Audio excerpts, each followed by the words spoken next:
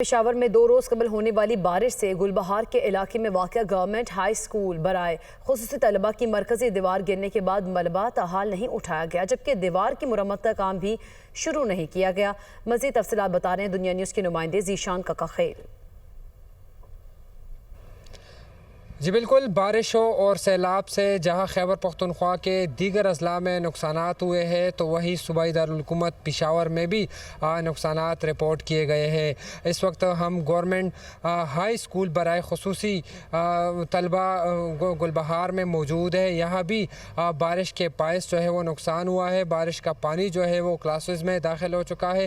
اس طرح جو دیوار ہے یہ دیوار گر گئی ہے۔ اس وقت بھی آپ دیکھ سکتے ہیں کہ یہ 30 فٹ جو ہے یہ چوڑی اور اس طرح 8 فٹ تقریباً اونچی دیوار تھی اور یہ گر گئی ہے۔ جو یہاں مقامی لوگ ہیں ان سے ہم نے بات کی تو ان کا یہ کہنا تھا کہ حکومت کو چاہیے جو دیوار گری ہے اس کا جو ملبہ ہے اس کو ہٹا کر اس کی تعمیر کو یقینی بنایا جائے، کیونکہ جو سکول ہے وہ چند دنوں میں کھل جائے گی اور اس کے بعد جو تعلیمی سلسلہ ہے وہ شروع ہو جائے گا، اس لیے اس سے قبل جو ہے اس کو ٹھیک کر دیا جائے۔